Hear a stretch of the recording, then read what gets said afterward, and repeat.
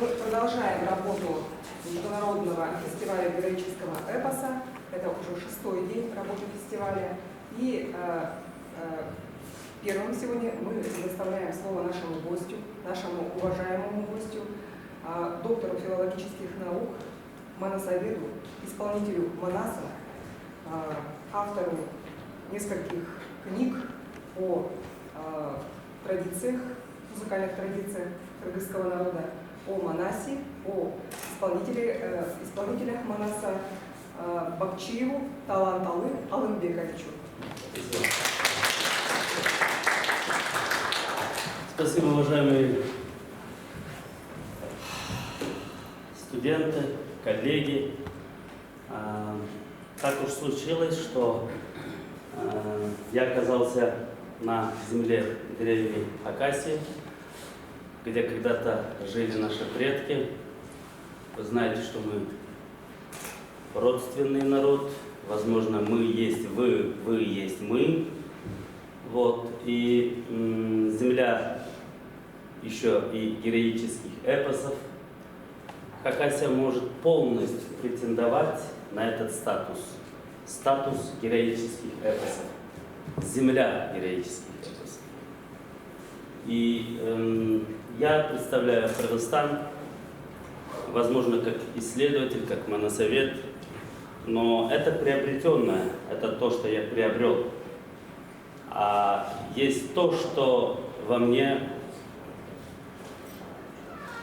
есть, скажем, частью меня, является частью моей души и моего духа. Это сказительство. И где эпос, где сказительство, я просто неравнодушен.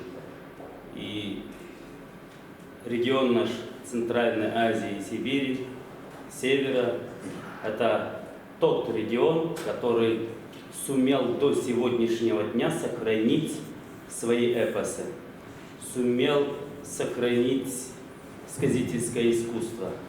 Это очень важно, потому что это есть то, что является антивирусом при подобных ситуациях COVID-19. Это есть антивирус ко всем внешним, скажем в кавычках, вражеским силам, и она может спасти и сохранить. Это именно то, что служит для самосохранения этноса, эпоса. Я стал сказывать не по своей воле, и любой сказитель может так сказать. И это есть то, что уже в наших ДНК, это в наших клетках, это на молекулярном уровне. И мы должны этим дорожить. Уважаемые студенты, уважаемые коллеги, вы прекрасно понимаете, что любой эпос любого народа, я имею в виду тех народов, которые имеют эпос, это визитная карточка. Визитная карточка. И мы должны гордиться этим. И не только гордиться, но и участвовать в сохранении всего этого и сказительского искусства, и эпоса. Должны участвовать, а не быть равнодушным. Но основой основ любого эпоса является язык, национальный язык. Не зная языка, не чувствуя этот язык, язык эпоса, невозможно понять суть этого эпоса. А любая идея эпоса – это единство народа, основная идея. Это борьба против внешних врагов, это борьба за самосохранение. Вот, любая идея любого эпоса вот именно такова. И в советское время любой эпос народов СССР, он являлся оппозицией социалистической идеологии. Потому что там также идет единство народа, свобода и борьба за независимость этого народа. Поэтому и в 30-е годы, и в 50-е, 40-е годы наши эпосы находились в опале. Они подвергались искажению. В том числе и наш эпос Манас. Он полностью был исковеркан. Хорошо, что еще наши рукописи сохранились в первоначальном виде. И сейчас мы уже издаем эти рукописи так, как они записывали в свое время из уст сказителей. Ну, в общем-то, я вот это хотел сказать. Ну, что значит эпос Манас? Некоторые здесь присутствующие были на Ночь героического эпоса, да? Мы говорили, что эпос Манас – это один из крупнейших эпосов народов мира. В первую очередь он является героическим эпосом. Примерно такая, скажем, историческая дата происхождения или возникновения этого эпоса совпадает с теми историческими событиями, когда кыргызы воевали с каракиданиями или просто киданиями. Это 9-11 века. Есть вторая гипотеза, что это та эпоха, когда кыргызы воевали с уйгурами. Вот основные пока гипотезы о возникновении эпоса Манас. Эпос еще является историческим. В любом эпосе есть историческая основа. Если нет этого, то эпос, он является уже не героическим, а сказочным. Так, ну, все, что я еще должен сказать. Меня попросили небольшой эпизод исполнить, что собой представляет эпос Манас, да, и как ее исполнять. Мы на днях, да, вчера, позавчера, я впервые лично, и многие мои коллеги впервые услышали исполнение твинского эпоса. Я слышал записи 50-х годов в Кызыле, а в этот раз я воочию увидел живое исполнение твинского эпоса. Оно очень схоже с нашим исполнением, очень схоже. Я не знаю почему.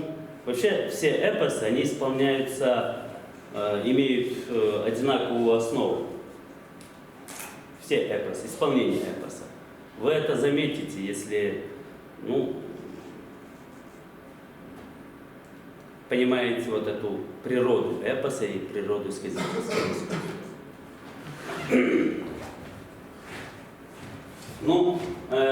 Основная особенность исполнения эпоса, она заключается еще в том, нашего эпоса, в том, что он исполняется без сопровождения музыкального инструмента. Вот, чатхан – это хакасский инструмент музыкальный, и многие эпосы хакасского народа исполняются при сопровождении музыкального инструмента. У нас же этого нет. Мы считаем, что и сопровождение музыкального инструмента, музыкальной мелодии, да, она ограничивает возможности сказителя. Поэтому я никогда не видел, и вообще мы не встречаем ни одного случая, где эпос наш исполняли бы при сопровождении того или иного музыкального инструмента. Нет этого случая.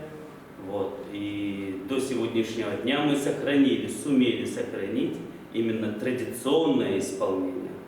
У меня были наставники, величайшие сказители своего времени. Они также исполняли, как и исполняем сегодня мы.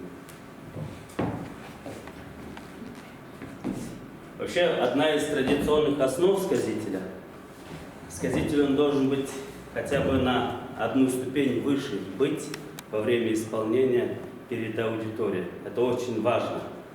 Вот в нашем случае, не знаю, как в хакасском случае, это очень важно. Я потом уже объясню, почему.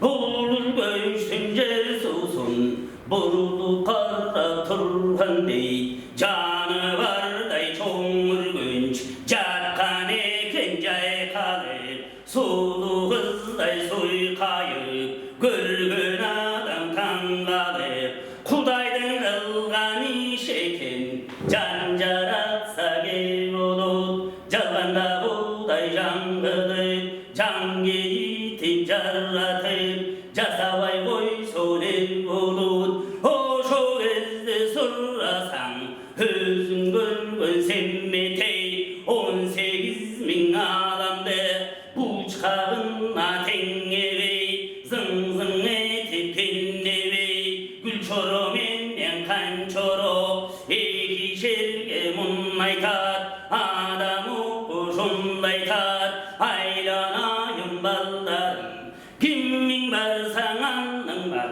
ey köndü tengarrasam, bir kişili halın var, kağılayın karaldım, meni tengdallayın, devoşonduğuna batırın,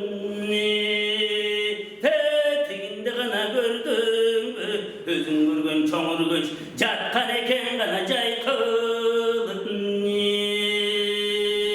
oşo gezde gül çoro, bura tartıp gülüstün, buldun ozun bulgan dey, buldun güçlü jer susun, buldu kara turgan dey, jatkan eken jay kalıp, ankan bulup gül çoro, aylanayın kuduret, o kantem o kuygan temde, kan etkende meşhurdu, o şul sudan ötönde, o karagay yağıp salağıp, kayılminen talağıp, girip turgan su eken, o canavar girse çarkırıp kırap, o taşırtıp sanbır kırap, o atağına dünya, o yülü turgan su eken, o kantem o kuygan temde, kanday ayla terimde, o aylası yetip gül çoro, jardım başını uğratıp, o suğa gana girdi çuğratıp, Kudaydan gana kılgan işeken, kandın görü dünya, su atası gana Sulayman, bugün bir surağındı gana kılagır,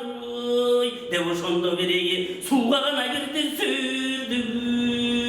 sürdüğü düşü olup, boy toktotup kana mokta olup, ciğerden çok olup, burnun gana çok olgundu, 30 gelin 30 kız, öde tömen gana cügürüp, heril gündey tüngülüp, aylanayın gana kuduret, altın menden gümüştün, şirresüne mükköndey, ayın menden günnündün, birresüne mükköndey, asman menden cerrindin, terresüne mükköndey, ayalandan avlanın, sın salkınınla mükköndey, angarayla kapçıkay, halkınınla mükköndey, özün görgün zormanas, zorlu sozun manas, kolda valdı gördün be, alman betin gül çoro, sürre valdı gördün be, mınna şonda gül çoro, kuraydan kılgan işeken, aylanayım bulduret, celle tası cel kayıp, kolda gördün bulduret, otadaştım otene, celle gördün bulduret, su atası Sulayman,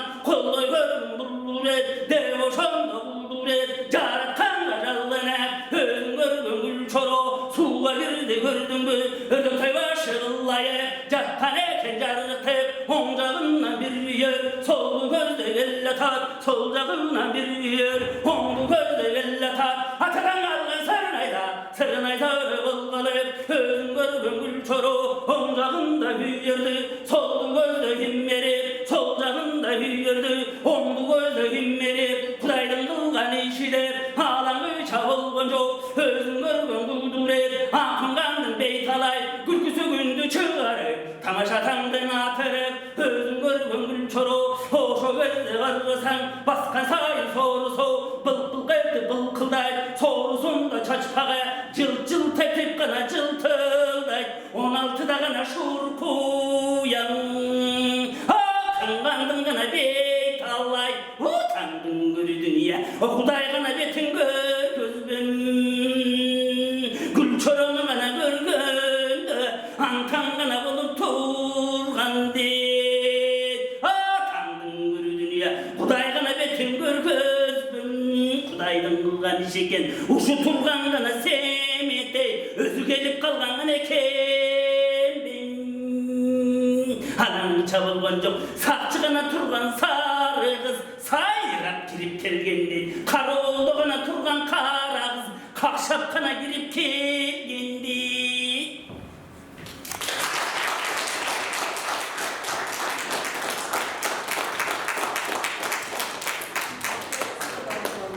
Вопросы? Скажите, пожалуйста, как передается эпос из поколения в поколение, как сейчас молодое поколение это воспринимает, насколько это популярно среди молодежи?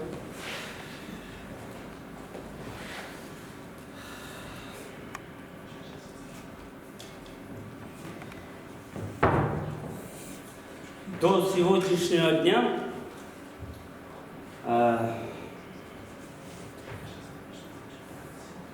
я опять-таки в нашем случае говорю, эпос Манаса, он передается, хотя есть два пути передачи. Это генетическим путем, от отца к сыну или от внука, от деда к внуку. И второй путь – это по наставничеству, но перед всеми этими двумя путями есть самый основной путь. Это путь получения сказительского дара через сновидение или видение. Это очень важно. Именно через сновидение и через видение будущий сказитель, он получает сказительский дар. Он получает благословение от духов мира эпоса, того или иного. Не получив этого благословения, он не является сказителем.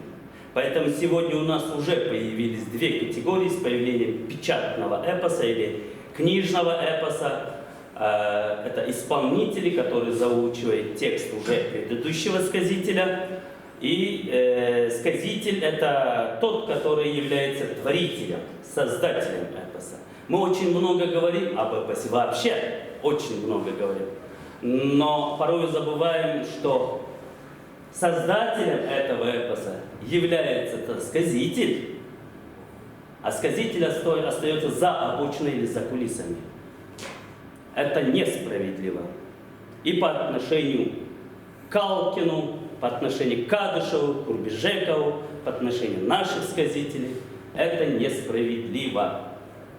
Мы должны почитать прежде всего их.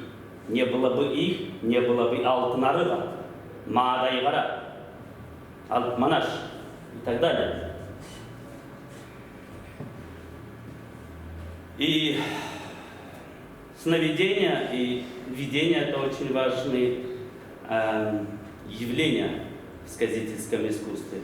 Ну, могут многие до сегодняшнего дня, вот в советскую эпоху, это же не признавалось у нас, потому что у нас господствовал атеизм и материализм. У нас же это не приветствовалось. Но и Магомед, но и Иисус, и Будда, Шакьямуни, и все остальные величайшие гении, пророки, они же получали весть свыше именно таким путем. Конечно, сказитель это не пророк, и он далек от религии. Это светский человек по отношению к шаманам и пророкам. Но он носитель национального духа, слова национального и национального языка. Именно через сновидение, именно через видение они получают сказительский дар. Ибо как это можно исполнять и создавать огромный текст, исполняя, создавать, создавая, исполнять. Все это происходит сиюминутно. Я то, что сейчас вам исполнил, это не то, что я где-то выучил, да, вызубрил. Часами сидел как артист перед своим выступлением. Нет. Это то, что приходит Это то, что приходит. И в нем нет никакого там замысла какого-то, как это прежде ученые говорили. Нет в этом никакого секрета. Ну, так уж получается, так уж случается. Он начинает сказывать, и оно приходит. И сюжеты, они также приходят во время сновидений. Сказители, они путешественники. А то как я мог сказывать все те земли, которые сейчас находятся на территории Китайской Народной Республики, где осуществлялся поход Манаса на Китай.